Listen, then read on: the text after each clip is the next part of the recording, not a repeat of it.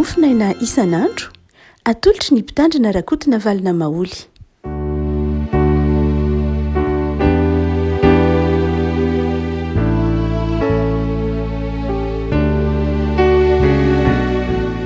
Faly miaravantsika rehavako malala tratry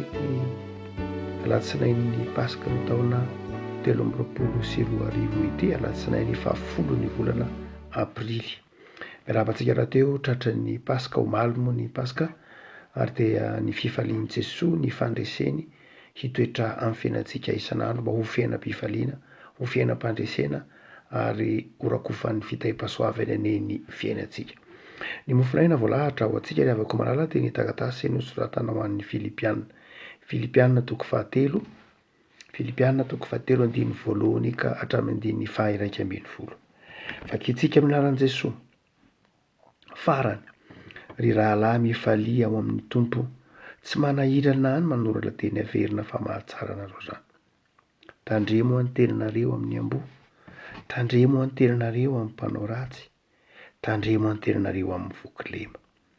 Fa isika no voafora izay manompo amin'ny fanahin'Andriamanitra ary manao an'i Kristy Jesosy reharehantsika ka tsy mitoky amin'ny nofo, kanefa mba mana izay hidikiko amin'ny nofo ihany aho. Raha misy olona hafa manao hitoky amin'ny nofo, maika faiza, fa voafora tamin'ny andro fahavalo avy tamin'ny fototr'Israely, dia avy amin'ny firenen'i Benjamina, Hebreo sady avy amin'ny Hebreo aho, araka ny lalàna dia fariseo, araka ny zodi-po dia nanenjika ny fiangonana, araka ny fahamarinana avy amin'ny lalàna dia tsy nanatsiny, nefa izay azoko tombony dia nataoko fatiantoka kosa noho ny amin'ny Kristy. Eny tokoa, fa ataoko fatiantoka avokoa ny zavatra rehetra noho ny fioaran'ny hatsaran'ny fahalalàna ny Kristy Jesosy tompoko, izay niaretako ny fatiantoka ny zavatra rehetra, ka ataoko taimboraka ireny mba ahazoko an'i Kristy, ary mba ho hita ao aminy aho tsy manana ny fahamarinako izay avy amin'ny lalàna, fa izay avy amin'ny finoan'i Kristy dia ny fahamarinan'Andriamanitra amin'ny finoana. Eny, mba ho fantatro izy sy ny herin'ny fitsanganan'ny tany maty ary ny fiombonana amin'ny fijaliany, ka ampitoviana amin'ny endriky ny fahafatesany raha mba misy ahatratrarako ny fitsanganana amin'ny maty. Ray masino, manamasinana amin'ny fahamarinana, ny teninao ny fahamarinana. Amen. Ry havana voavy nankalaza ny pasika itsika niara-nahatsiaro ny pasika omaly, ary niara-niombona tamin'ny fandresen'ny Tompo ny fahafatesana, nahatsiaro ny fitsanganan'ny tena amin'ny maty izay fiainana ao antsika. Mahatsiaro mpihira frantsay anankiray rehavako malala, mamaky ity mofinaina ity teo am-panomanana izao mofinaina izao, dia mahatsiaro mpihira frantsay anankiray, mpihira hira-pivavahana izy, antsoina hoe Jean-Claude Gianada. Dia asa raha efa hainao ny hira maro nataony ty antsoina hoe Jean-Claude Gianada ty. Everiko fa tsara ny henoinao ny hirany. Jean-Claude Gianada dia mpampianatra tany amin'ny atsimotsimon'ny Frantsa tany izy a, efa talena sekoly, mpampianatra siantifika, taranja siantifika, tany amin'ny taona 4,700 tany izy niteraka, fa manana ny hira izy, lasa nanolo tena ny hira izy. Fa raha toa ka mihaino hira ianao dia mampahery betsaka ny hirany, malefaka, tsy dia tena tahaka ilay baky hira ankehitriny loatra, zany hoe olona teraka tany amin'ny taona 4,700 zany dia ny hiran'ny taona 90, taona 70 matetika ny taizany ny fahatandrona, ary dia ho antsika zokonjokony moa, ho antsika zokonjokony izay tia ny hira ny taona 90, 70, 80 dia makafy ny baky hirany ity, makafy ho azy ny baky hirany ity antsoina hoe Jean-Claude Gianada ty, izay tsy dia fantatro loatra ilay olona fa matetika mihaino hirany satria manana hira eo amin'ny 5,100 eo izy, anjatona mahery kely eo to anatin'ilay album antsoina anthologie dia rehefa sendra mandeha eny an-dalana anaty fitohanan'ny fiarakodia amin'ny lalana lavitra de mihaino mihira zahay mitofito katolika iringiriny izy tena katolika iringiriny betsaka reo hira zay rahany momba ny Marie, momba ny sakramenta, momba ny Assomption fa mampahery betsaka ny hirany zay everiko fa sahaza zany kristianina ankehitriny mbakira malefaka satria fantatsika fa nyvolavolaindrirandry izy ny fieritreretako azy de nyvolavolaindreny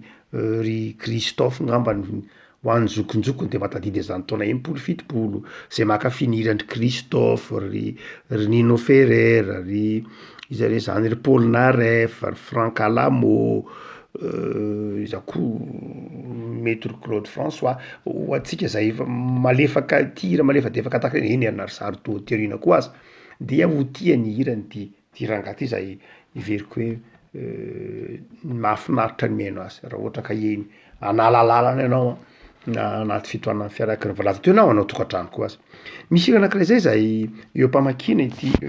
Filipiana toko fahatelo de nahatsiaro lay tononkirany la vie continue amin'ny andiny anankiray amin'io hira noforoniny hoe irainy hoe la vie continue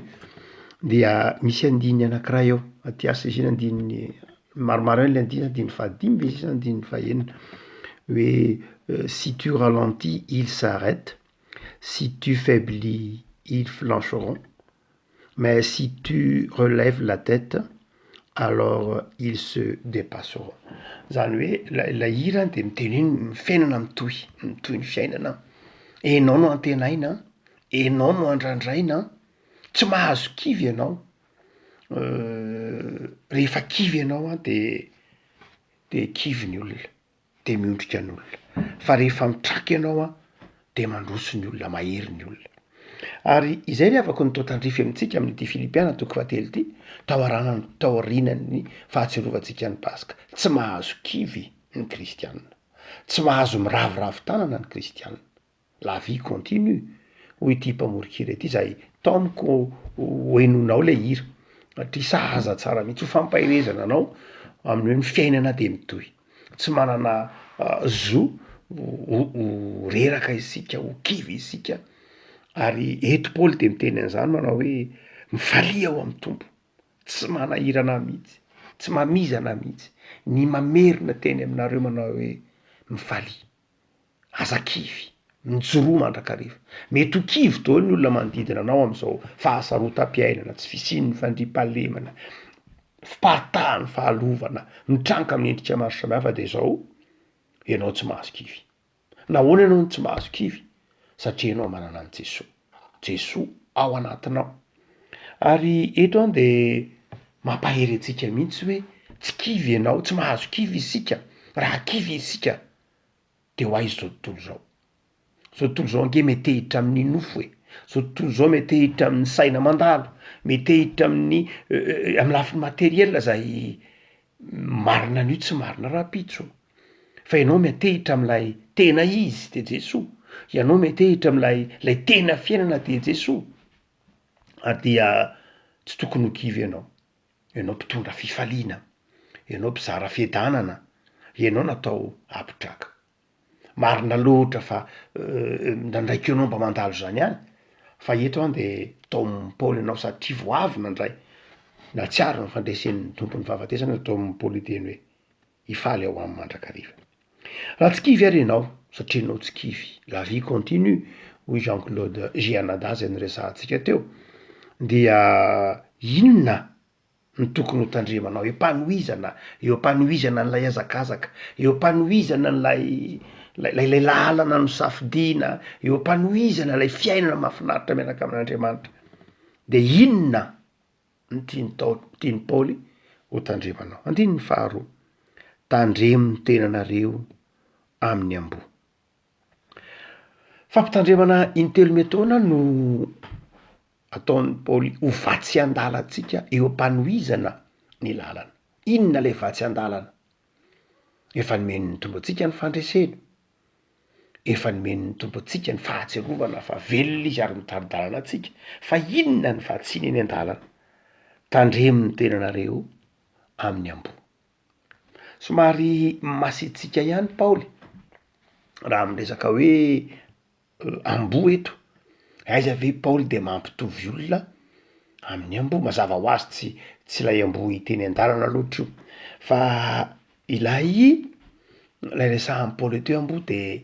ireo zay maloto, ireo zay mandoto tsika, ireo zay tsy azotsika ifaneraserana mihitsy ao anatin'ny fiarahamonina eny an-dalana eny tsika de mety mifanena amin'ny ambo, mety mifanena amin'ny ambo izay mandoto tsika, makivy tsika, miantsoantso, mety ho manakora mihitsy ary, mety mampihemotra tsika ary, mety manaka an-dalana mihitsy ary mety misy karazan-javatra tahaka zany eo ampanohizana ny lalantsika, eny ampanohizana ny lalana fijona vavolombelona de zao betsaka ny antsoantso, betsaka ny mampitahotra,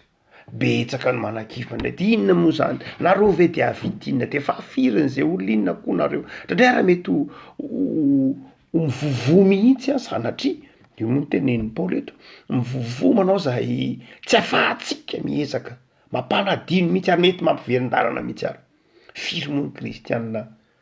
verin-dalana noho ny antsoantso manodidina azy, noho ny akora lava manodidina azy, noho ny tabataba manodidina azy ary eto any de mety ho ny ambo de ndradray hiteny amin'ny fiarahamonina eny tsy voatery olona loatra akory io ka metra-pantaina hoe reny ndray ny ambo zay manakora tsy zay loatra ny tiany Paoly takatritsika fa fampitandremana hoe tandremo fa misy toe-tsaina ny anatin'ny fiarahamonina any mampihemotra ny lalana mitohy, ny azakazaka mitohy, ny herim-panahy omen'Andriamanitra fa ny mpanan-kivy koa mety betsaka, ny mpanakora mety betsaka araka ny tonkiran'ny 7:500 iran'ny tanora manao hoe be ny mpanakora raha lavo izahay na tsy lavo aza de betsaka amin'ny taonanao hemotra rehefa koa malala vao avina ny ray na atsiaro ny fitsanganan'ny tompo tamy maty ianao de zao aza-kivy eo anatrehan'izay mety ho mpanakora, mpampihemotra, tsy olona akory ny resahany eto mazava ho azy fa toe-tsaina, toe-po mampangatsika engane tsy ho kivy ianao fa raha kivy ianao ho lay iran'ny fironiny irain'ny Jean-Claude Gianada tao de zao mety betsaka koa raha vao miaty fotsiny ianao izy raha vantany vao malefaka ny miadana ny famindranao de ny olona mijery anao avy hatrany dia miato raha vao miato ianao de efa miravoravo tanana izy re fa ny ampitandreman'ny Paoly antsika faharoa rehefa koa malala de zao tandremo koa ny tenanareo amin'ny mpanao ratsy, ny tena amin'ny mpanao ratsy io teny io zany io vatana io de tandremana amin'ny ambo mba tsy haloto, mba tsy ho simba, mba tsy ho rava, mba tsy hemotra, mba tsy hangatsika fa izao koa misy koa ny mpanao ratsy,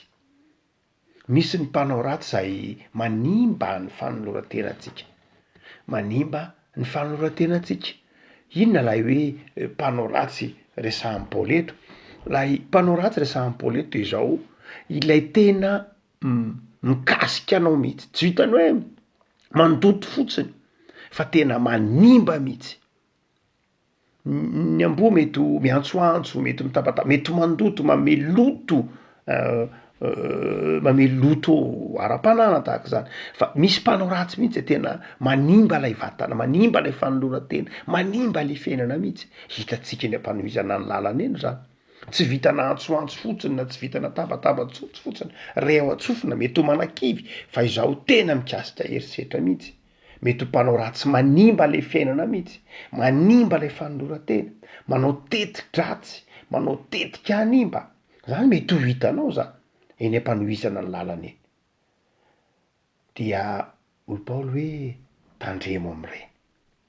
tandremo fa eny am-pandehanana ianao de zao mety misy fahavalo mikasa hanimba ny fiainana, hanimba lay mba nikelezanao aina ny fanoloran-tena io, ny fanompony io fa hoy Paoly hoe eny am-pandehanana eny keo anao de zao tandremo koa ny tenanao amin'ny voakilema, ny voakilema de zao misy ireo izay toy ny mety nefa tsy mety, misy zavatra zay misy karazan'olona zay mety ho mampifangaro ny fivavahana kristiana, ny fivavahana hafa, mety ho heverina ho mety izy, mety heverina ho tsara ery le zavatra teneniny, mety heverina ho mitory zavatra milaza zavatra marina, milaza zavatra mahitsy nefa zavatra mandrobo, zavatra mampenjera, ary mety ho hitanao eny ampanohizana ny lalana eny zany. La vie continue, ny fiainana mitohy, fa tsy hoe tapitra ho malina, tapitra rapitso, de zao sendra karazan'olona tahaka zany ianao, sendra karazan'olona manan-kivy, sendra karazan'olona manao herisetra, sendra karazan'olona mety ho namana nefa tsy namana, mety ho havana kay tsy havana, mety ho mpiara-miasa kay manimba. Efa koa malala mitohy ny fiainana, mety ho tojo ireo lafiny zavatra telo reo ianao Paoly, de zavatra ronina sain'ny Paoly ho toe-tsainao raha tojo ireo fampitandrema, raha tojo karazan'olona tahaka zany ianao, tsy voatery olole fa toe-tsaina, tsy toe-tsaina ihany fa mety ho toe-panahy, mety ho rafitra mihitsy koa aza ny tojo an'ireo de tandremo Paoly, fa izao zavatra anankiroa no ny fitaovana hoentinao miatrika izany fitandremana zany. De zao Jesosy Kristy tompo sy ny fahatserovana ny fandresen'ny fahafatesana. Zay no teneniny imbetsaka mihitsy andininy 10 mba ho fantatro izy sy ny herin'ny fitsanganany tamin'ny maty. Ny perikopantsika moa afaka malala amin'ny mofinaina amin'ity volana aprily ity de ny hoe ny herin'ny fitsanganan'i Jesosy tamin'ny maty. Ary mazava io amin'ity Filipianina ity, ny herin'ny tompo ny herin'ny tompo tamin'ny fitsanganan'ny maty ny mahatonga atsika afaka mijoro tsara ka afaka manao ny lalana, na eo aza ny mpiantsoantso manan-kivy antsika, na eo aza ny mety karazany zavatra manao herisetra tsy te hampandroso atsika, na eo ara ny karazan-javatra toy ny marina nefa diso, zay zao ny herin'ny fitsanganan'ny tompo tamin'ny maty. Ny hoe herin'ny fitsanganan'ny tompo tamin'ny maty dia tsy hoe herin'olombelona fa hery mampiaina, hery mampietsika, satria ateraky ny finoana mazava ho azy io tenenin'ny Paoly io, hery ny finoana. Araka ny andininy fa 6 manao hoe mba ho hita ho aminy aho tsy manana fahamarina zay avy amin'ny lalàna fa izay avy amin'ny finoanan'ny Kristy. Ilay finoantsika ny fitsanganan'ny tompo tamin'ny maty dia manome antsika hery ahafahantsika mandroso na eo ara reo lafin-javatra zay ambaran'ny Paoly fa tokony ho tandremantsika ireo. Misy filozofa protestanta iringiriny anankiroa antsoina hoe Hegel sy Kierkegaard. Soren Kierkegaard, philosophe existentialiste, fantatsika protestante, samy manao théologie protestante ireo. Hegel moa fantatsika fa nivohany ataotsika hoe dialectique. Ireo filozofy anankiroa zay protestanta iringiriny ho tsika teo, ary nanao théologie protestante avokoa izy roa lahy reo. Fa izay mahagaga amin'izy ireo de zao, rehefa mitantara izy ireo ny momba fivavahana kristianina, mitantara ny momba an'i Jesosy, de indrindrindra Hegel dia nesoriny Hegel tsy ao anatin'ny fitantarana ataony any momba ny reo fahagagana be dehibe ao anatin'ny baiboly, zany hoe rehefa mitantara momba an'i Jesosy izy any de tsy resahany loatra ny fahagagana, tsy resahany mihitsy. Misy théologiana protestanta aty amin'ny taonjato 20 antsoina hoe Rodolphe Bultmann, izay nanatahaka ny fomba fijeriny any hoe tsy nataony tao reo fahagagana, reo mity isan-karazany. Ny antony de izy manao hoe zao tsy hoe raha tsy fanahy izy sanatriany vava, fa ny fomba fijeriny de zao manao izy hoe manambany ny olona, satria ny olombelona de nataon'Andriamanitra isaina sy eritreritra, ka manambany ny olona, ny fitaomana ny olona hitehitra fotsiny amin'ny fahagagana. Fa ny olombelona de zao zay maharationalista azy ireo moa tsy hoe tsy mino akory izy reo tsy hoe tsy mivavaka fa tia ametraka manao hoe na io fivavahana kristianina io ara de nasian'andriamanitra zavatra ara-tsaina lojika azotsika ihany marina fa manapetra ny sain'olombelona fatatsika zany am'y paoly tenin'ny paoly matetika izany fa izao zay tiano takatra manao hoe zao no izy a ny zavatra ataon'andriamanitra de zao amin'ny lalam-pamonjena nataon'andriamanitra ho atsika eo am' Jesosy de zao no ny asan'ny fanamasina de takatritsika tsy misy zavatra na fenin'andriamanitra amitsika mihitsy na dia ny fitsanganany tenany mafy ara maty ara zava-miafina fitsanganany tenany mafy saingy zao no ny herin'ny fanamasina de takatritsika izany atra ianao seo am'y paoly eto afako malala zava-miafina ny fitsanganan'i Jesosy tamin'ny maty tsy fahagagana vehivahagagana fa zava-miafin'andriamanitra mihitsy ary amin'ny finoana no atakaratsika izany amin'ny finoana no atakaratsika izany ary rehefa azotsika zay amin'ny finoana zay de mipetraka ho azy ny lojika rehetra ho egelona rehefa ko malala eto aranao de zao inona ny fitaovana hoentinao miatrika reo zavatra nampitandremany paoly reo de zao ny finoana ny herin'ny Jesosy nitsangana tamin'ny maty Jesosy a raha nitsangana tamin'ny maty de dia tsy hoe tamin'ny herin'olombelona nitsanganany tamin'ny maty fa tena fahagagana teo mason'andriamanitra sy teo masontsika olombelona no zany de zao izany herin'ny finoana fitsanganana amin'ny maty zany no entinao miatrika ny lalana mbola mitoy resin'ny tompo ny fahafatesana ary zay fahafatesana sy ny firongony rehetra de resin'ny tompo ny fankatsiapo ny fakahalana ny fahalainana ny tsy fahombiazana zany de firongo ny fahafatesana avokoa resin'ny tompo zany ary resinao fa ny faharoa zay toetsaina tiany paoly hananatsika rehefa ko malala de zao ny fanetretena ny tsy fifikiratsika amin'ny herin'ny tenatsika eo ampanohizana ny lalana la vie continue hoy la hira andresantsika teo mitoy ny lalana ho paoly eto satria nanolo tena ho an'ny tompo ianao omaly ianao no meny ny tompo fahatsiarovana fa nandresin'ny fahafatesana izy mitoy ny fanompona mitoy ny azakazaka de zao aza mitehitra amin'ny herin'olombelona hoy paoly manao hoe mba mahana zavatra zay mba irehareako nge fahaizana manana firazanana mana zay nydikany teny hebreo avy amin'ny teny hebreo nanaraka ny fomba rehetra nanana zay mba nitokiko a fa nataoko zava-pony reny nataoko ho taimboraka reny ho izy araky io tenen'io nataoko faty antoka aza andiny ny fahavalo rehefako malala raha toka manohy ny lalana ianao manaiky anohy ny lalana miaraka am' Jesosy misy hira notorono nataon'lay ity mpamorikira ity zay nitoronoko anareo teo lay hoe Jean-Claude Mizianada dia misy hira misy hira noforonina hoe je crois en toi